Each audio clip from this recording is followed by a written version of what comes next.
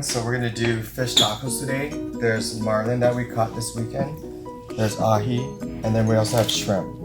So 3 different ways to do tacos, and then we're gonna make a shrimp ceviche as well. What we have in there is chopped up cucumbers, chopped up tomatoes, onions, and cilantro.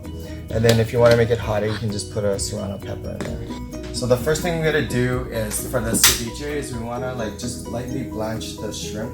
Ceviche is when you put lime inside of a fish or a shrimp and then it denatures the protein and it cooks it. But I want to just cook it a little bit extra so it doesn't have that shrimpy taste. If you have mahi-mahi, that will work too.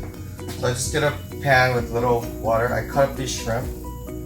So from there to there, and I'm not trying to cook it all the way through, I just want to get it a little bit cooked. And then the rest of it will be cooked with the lime juice. So as it cooks, you can see it turning different color. You just want it to just kind of start to turn pink, and this will kind of kickstart the whole cooking process. And that's pretty good. Now we're gonna make the ceviche. So there's just shrimp that's like half cooked, right? And then we took limes like this, just cut it in half, take a fork, put it in, and then just twist it.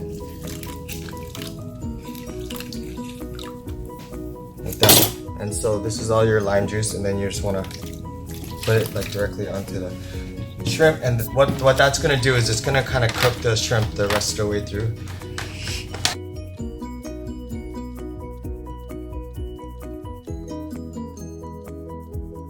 These are your serrano peppers. And you want to put some salt in there. So we're just using like a Hawaiian salt. And then sriracha.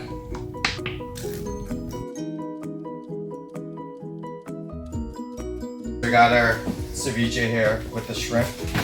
And now we're gonna make fish tacos and then wrap the taco in these corn tortillas and then put your ceviche in there.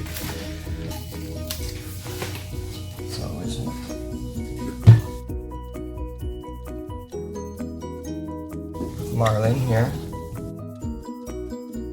and then the ahi.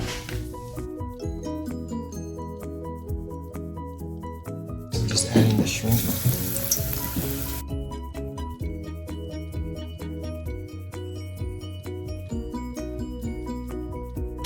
Welcome to my channel.